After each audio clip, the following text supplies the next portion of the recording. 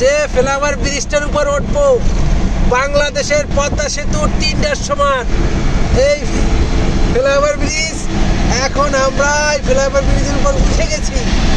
দেখতে থাকুন কত বড় ফ্লাইওভার ব্রিজ, মাশাআল্লাহ।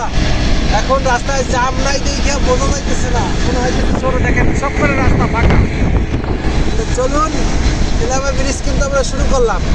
দেখি কয় মিনিট লাগে বা কত ঘন্টা লাগে ফ্লাইওভার ব্রিজ পার হইতে। আমরা চলতেছি, পানির বোতল টোতল ভরে গেলে কেন গাড়িতে আর ব্রেক করা যাবে না এই ফ্লাইওভার ব্রিজে। গাড়ি ব্রেক করা যাবে না, ব্রেক করলেই মোকালেফা আসবে। আর সাথে দেখাই সুন্দর সুন্দর সৌদি ভিডিও ছাড়লেই কাপড় ভরি।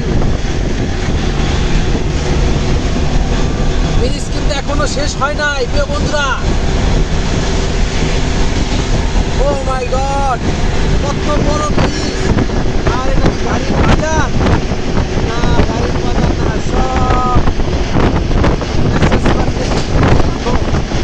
তাল গাছ আছে, তাল গাছের মাথা নাই, সবাই একা চলছে।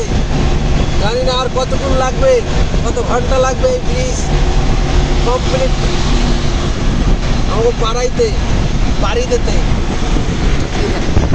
একটা মার্কেটের সামনে দোকানের সামনে গাড়ি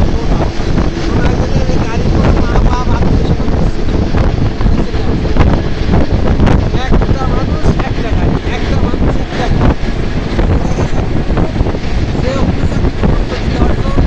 সৌদি চাকরিদের 10 জন কর্মচারী, 10 জনের গাড়ি পার্কিংয়ের জায়গা এর বড় লোক না বসা বা শোয়ার বা তাদের কর্মস্থান রেডি করবে। এগুলো আমার গাড়ির সুবিধা কোনো গাড়ি আছে, মানে রোদে বৃষ্টিতে ভেজতে মানে কোনো সমস্যা নেই। এখনো কিন্তু আমরা সেই ফ্লাইওভার ব্রিজ সম্পূর্ণ করতে পারি নাই। মাঝখানে আমরা একটু রেস্টে গেছিলাম, 10 মিনিট রেস্টে খাইয়া এরপর আবার শুরু করলাম গাড়ি।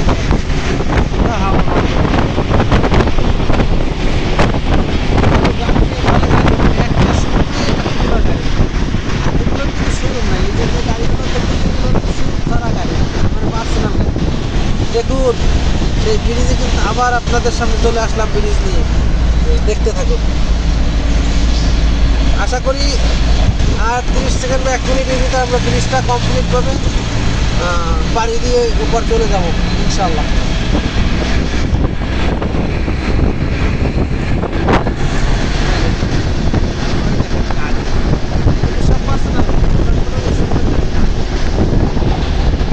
অবশেষে আমরা পাড়ি দিয়ে চলে আসলাম। মসজিদটা দেখেন কত সুন্দর, আর সামনে একটা তাজমহল আছে, তাজমহল, মমতাজের তাজমহল। ফাইটা যায় মমতাজ, আবার বুকটা ফাইটা যায়। রোদের কারণে হয়তো অত সুন্দরভাবে দেখাইতে পারতেছি না, কিন্তু আসলে এই তাজমহলটা এত সুন্দর। আর কাছে গেলে যখন রাত্রে লাইটিং চালু করে, ওয়াও, দেখেন